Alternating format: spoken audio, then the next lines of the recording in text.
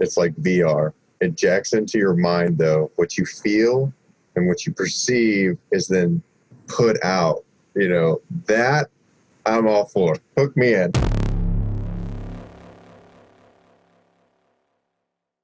Yo, so I want to touch us back into K-Fish's questions because it lines up with something awesome Rip Kinney said earlier about how it's like this, relationship between you and your DAW and us and the technology. And speaking of technology, his second question is, any thoughts about the role of AI in the future of music producing? And the parenthetical is, Tesko, you're a programmer, right? Correct. Yeah, you want to talk about that first, Dylan? All right. Well, my brain immediately goes to the AI, but can we paraphrase the first part of the question real quick for me? Any thoughts about the role of AI in the future of music producing? That's just the question. Okay, awesome. All right, cool. Sorry, I thought there was two parts, but AI, man, I think like random generating is probably the closest thing to it right now. I think it's cool that we have services like Landr and SoundCloud for folks that need that to be accessible if they don't have anybody in their community or whatever to get a good master. And that will at least, take a track from quiet to a little bit louder. I went to a cymatics gathering here in Houston once, man. It's their beer social / let's show some of our tracks. And I cannot tell you how many producers brought their hip hop and it was just like redlining, just terrible 808s. And I'm like, oh my God, it's just too loud. And imagine if they would have, just took a second, took their tracks and, did like a really solid mix down and then trusted this AI to help them just to polish it a little more than just like overdoing it with the volume because, could be that they have small speakers, could be that they're doing headphones, could be that they anything. Do not know what they're doing. Yeah. And I think AI will help a lot of people who are trying to express themselves with music get quality sounds. I think everyone at the dojo, especially like the senseis, you all know that those services are like absolute garbage. And maybe I'm just talking for y'all, but I cannot stand Landr and I cannot stand the new SoundCloud one. I tried them both, but I don't know, man. Not good AI. I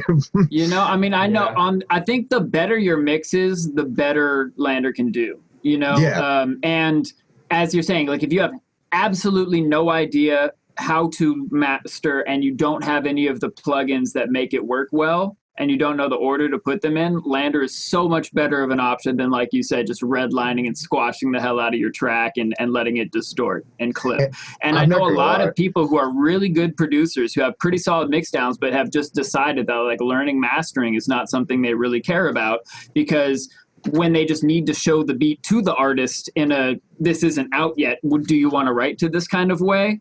Landr is plenty. It's just like, all right, solid mix. It's louder now. You can bump it in your car or on your headphones.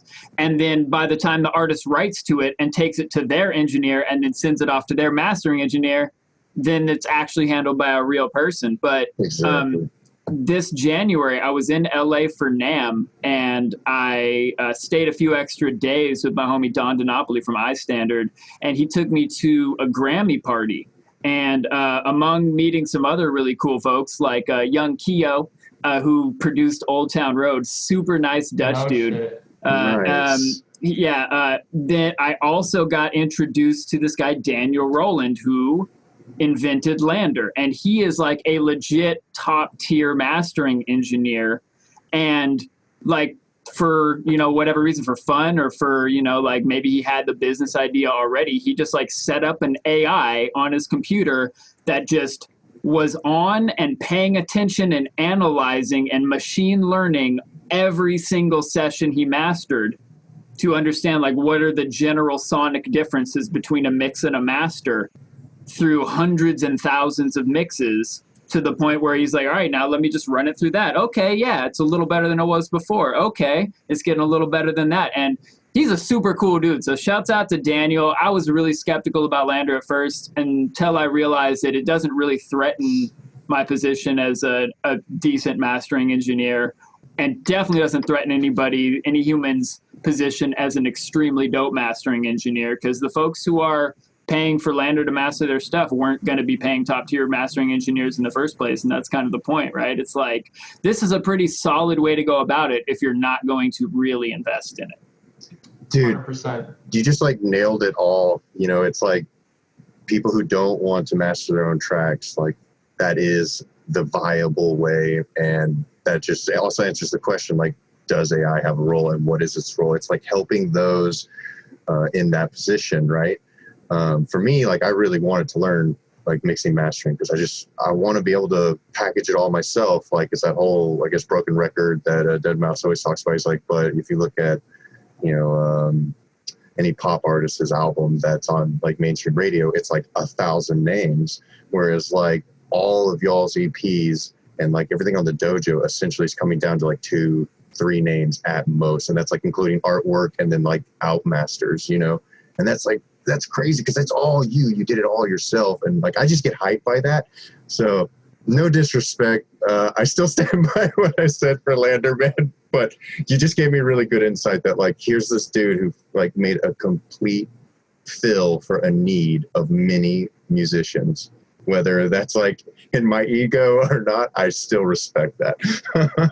Yeah, once I took my ego, just like you're saying, once I took my ego out of the situation, like, I've been spending my time to learn this, and realize that's fine. There's so many things I want to ignore and not learn and outsource. And absolutely, for other folks that's mastering, good on you. You can pay a professional, or you can get a Landr subscription, or you can do both, and it's all good. It's good having the insight for sure, but yeah, definitely. Do you want to write another song or master your last 3? Dang, that's a good and hard question at the same time.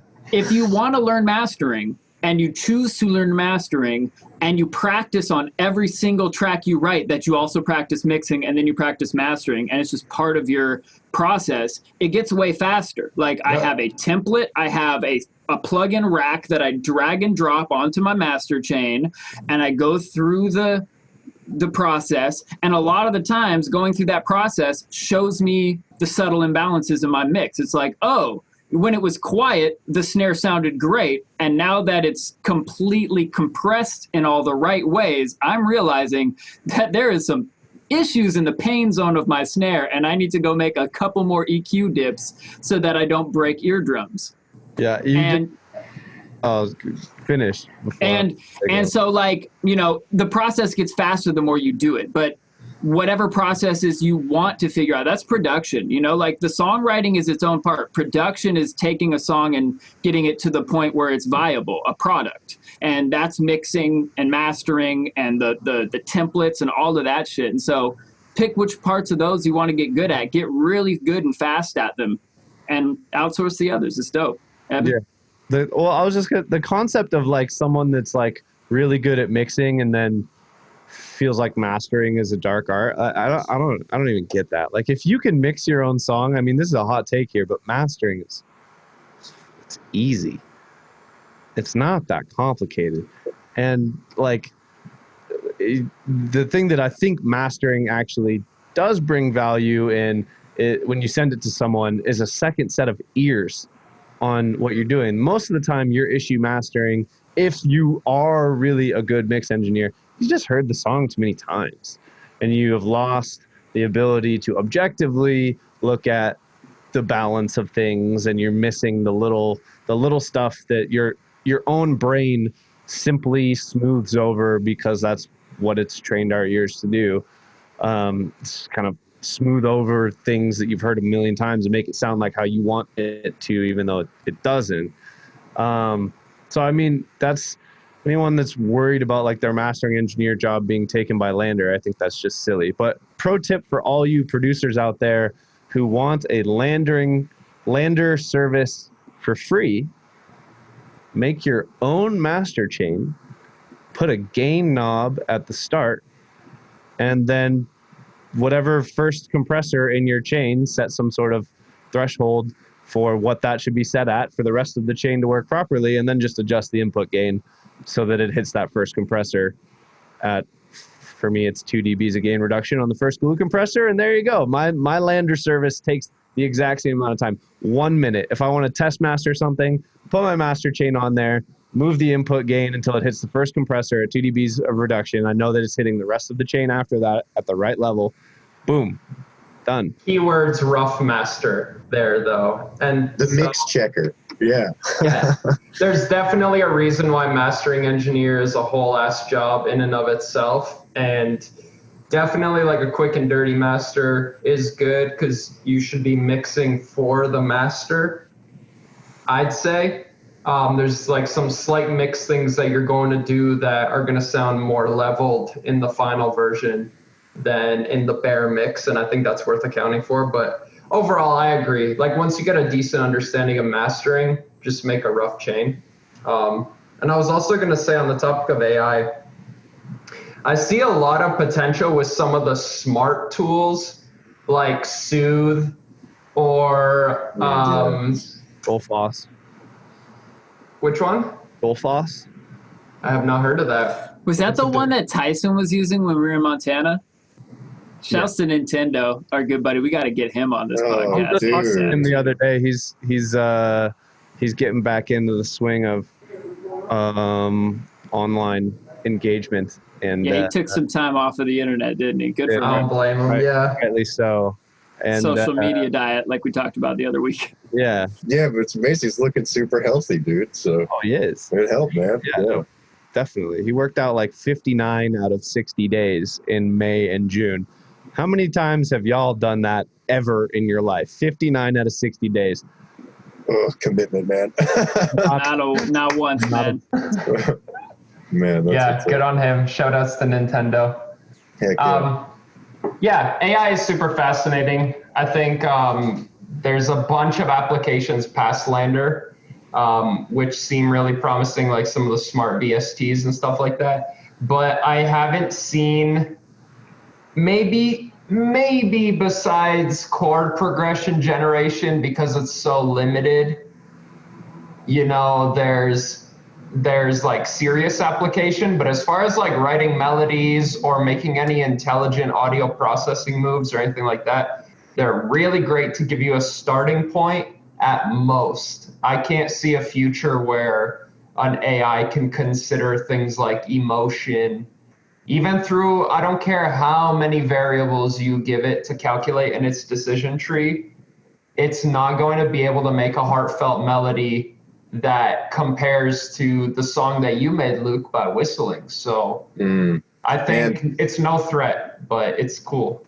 That's probably the only AI that I want is this concept right here. It's like VR. It jacks into your mind, though. What you feel and what you perceive is then put out. You know, that I'm all for. Hook me in. I wonder how complex that would be, or if it'd be like some binaural beat type thing. Red pill, blue pill, take food. I mean, I know Kung Fu. You think that's air you're breathing? Even if you went and like had a database of every chord progression that 90% of people considered, you know, dramatic or, you know, epic or whatever adjective, and you had a computer machine learn so that it could spit that back out, that doesn't mean that it can make a good song. And even if you did, to the fullest extent of this concept, even if you did have a program that could take every single aspect of the music making system and machine learn different ways to do it and put them all together, it is still not going to pass the test that we had already talked about in this, which is authenticity. If you're worried about your spot as Skrillex Light, AI will replace you. Oh, dear God, you're right. You shouldn't be worried about that. And you know what? Something can't machine learn, something that's never been made before. I can see AI getting really good at making that, like, this is like a really bad song behind a corporate training video. Yes. Oh, yeah. They already had, there's this app that literally has like generative music that is like loops and sequences and drum beats, and you say I have this certain mood, and it'll like select from all the loops that it has and put them together into an arrangement and make you a song. I listen to it. It's good background music. It is thoroughly ignorable.